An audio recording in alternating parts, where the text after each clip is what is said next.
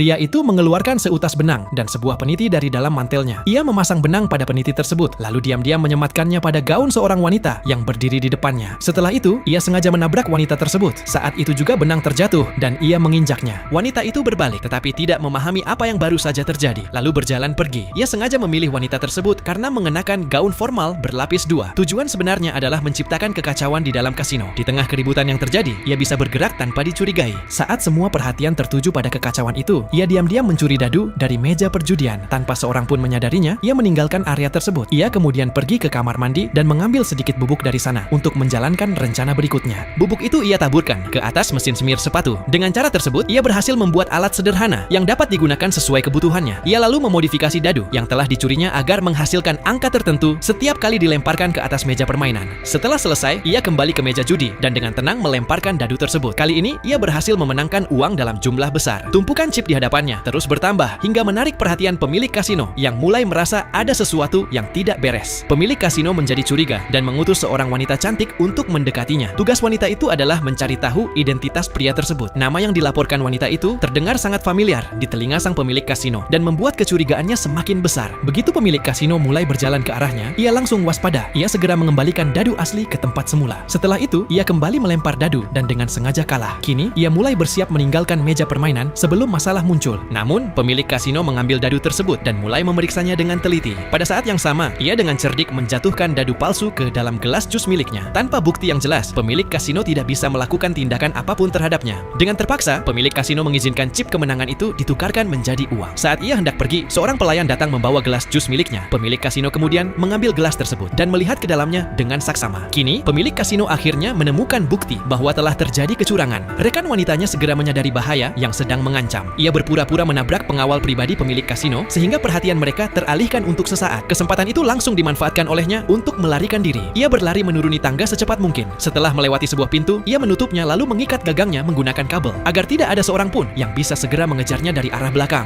Beberapa pria bersenjata terus memburunya. Ia bersembunyi di belakang sebuah lemari minuman keras sambil menunggu momen yang tepat. Ketika para pengejarnya semakin dekat, ia mengambil alat pemadam api dan melemparkannya dengan kuat ke arah lantai. Benturan itu membuat lemari minuman bergeser dan menabrak para penyerangnya. Dalam sekejap, situasi menjadi kacau. Sementara para pengejarnya berusaha menghindar, ia tetap tenang dan memanfaatkan kesempatan tersebut untuk keluar dari area kasino tanpa hambatan. Di luar kasino, rekan wanitanya sudah menunggu. Mereka segera bertemu kembali dan melarikan diri dengan mudah tanpa tertangkap. Jadi teman-teman, bagaimana menurut kalian? Pernahkah kalian melihat aksi licik dan penuh tipu daya seperti ini di sebuah kasino?